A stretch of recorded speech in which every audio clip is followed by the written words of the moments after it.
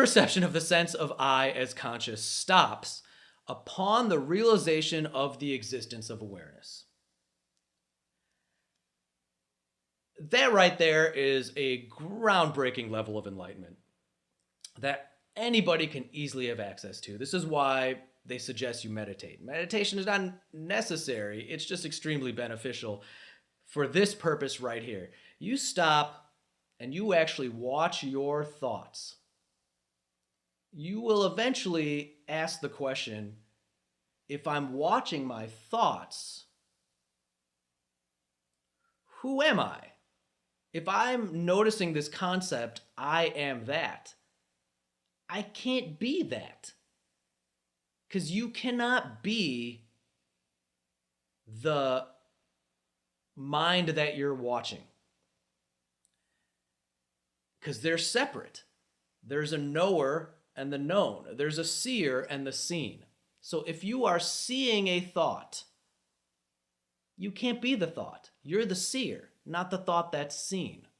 So if your thought is, I am so-and-so because of XYZ, that's just an object in your mind. You are actually the one thinking that thought. And again, as we get further, the language I'm using now in hindsight will sound a little misleading, but you've got to go with me because there's really no other way to explain it. And so I'm hopefully not confusing those who are a little more advanced in this. All right. So he's gonna go into some supporting evidence. During waking and sleeping, the I thought, meaning I am me, believes in the notion of a being a separate self. But during deep sleep, the belief in being a separate self disappears. And if you just think about it a little, I know people overanalyze this concept. This concept comes up a lot in Eastern traditions of waking, sleeping, waking, dreaming, and deep sleep as the three worlds of existence. And it gets a little confusing. It's nowhere near as complicated as everyone makes it out to be. It's just hard to explain, so people elaborate on it more than it should. Just this is all you need to know. When you're awake, you think of yourself as a person inside your body, and the rest of the world is separate from you and it exists outside your body. This is what everyone can agree with. This is what you feel is going on when you're awake. Now, when you're dreaming, you feel you are that character in the dream, and the rest of what's going on in the dream world is separate from that character in the dream. And that's what he's getting at. But when you are in ultra deep sleep, when you're no longer dreaming and you're just asleep, where there's very little brain activity going on, there's none of that going on. You have no sense of you. It's all gone. You're in deep sleep. You have no sense of this is the world and this is what's going on. I am so-and-so and separate. None of that would make sense in deep sleep because there is no you in deep sleep. Your mind is not creating concepts. It's just not working that hard when in deep sleep. So that's what he's alluding to. Okay? I mean, the reason you don't feel separate from everything in deep sleep is because there is no you in deep sleep. There's no such concepts. Your brain cannot make such concepts when you're in deep sleep, okay? The I thought is but a modification that arises within the mind. We went over that already. The mind, identified with its own movement of I-ness, imagines an externalized world because of its association with the sensory organs, which, like the mind, are but modifications that arise with an awareness. This is that top-down I'm talking about. If mind is something that moves within awareness itself, and your senses are something that move within the mind itself, then you can deduce that, yeah, the senses are also something that move within awareness itself. It's just, you can remove that middleman layer, that category. So think of it as categories, like those Russian dolls that you open up and more little ones come. Think of it as categories. You've got awareness. Within the category of awareness is moving mind and thoughts. Within those are sensory stimuli, your senses themselves. And then within all that is everything that you perceive as an external world. Verse 12. Who am I? What am I? Where am I? When am I? How am I? How is this world created? And who is its creator? This is the way of inquiry as to what is the ultimate truth. These are questions you should always ask yourself. Who am I? What am I? Where am I? When am I? How am I? How is this world created? And who is its creator?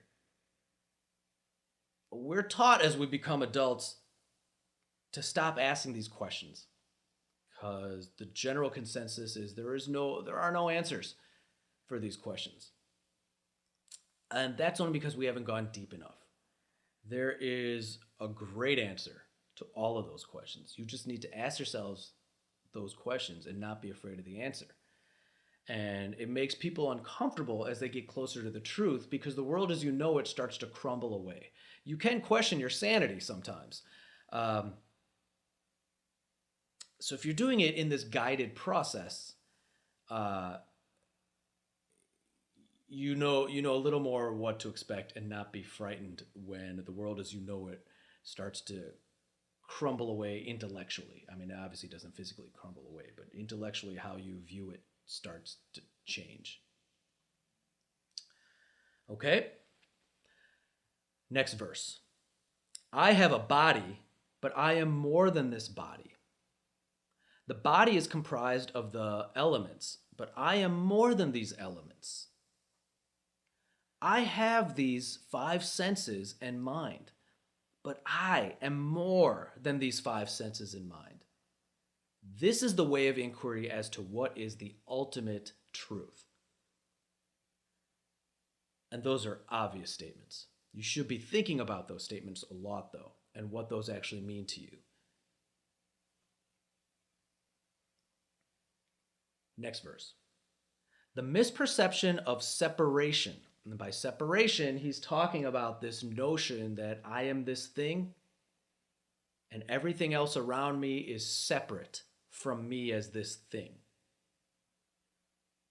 This misperception of separation dissolves when, through inquiry, separation is discovered to be only the product of the mind's identification with its own thoughts, especially the thought I. Okay, so that's a bold statement that if you haven't gone through this, you may disagree with. It kind of shakes your reality a little bit. But as soon as you think about it even a little bit, you see that it's true. You are not a separate body with a mind person inside this body that's separate from everything else you're experiencing.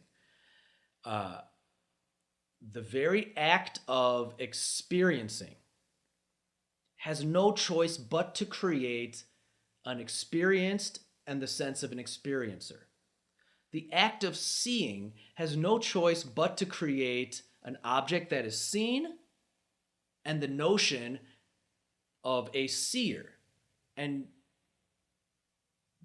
by sheer necessity or inevitability, you will associate yourself as the seer.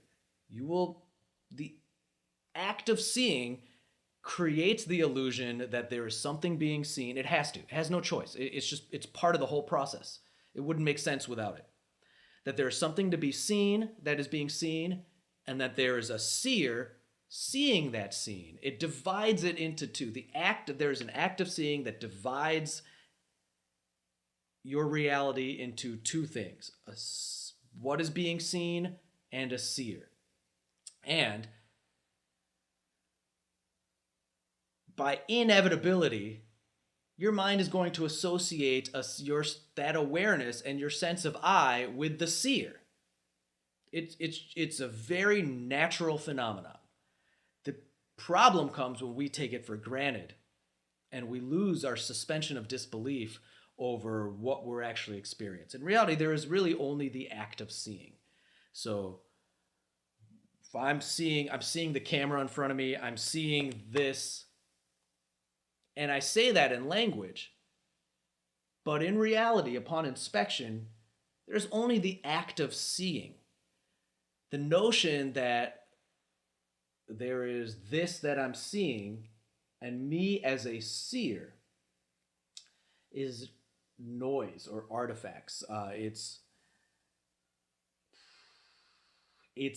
a superimposition, for lack of a better word, of my mind. Those are concepts that arise because the human mind likes to tell stories. We can get into that. We can get into a neuroscience lesson later if you want.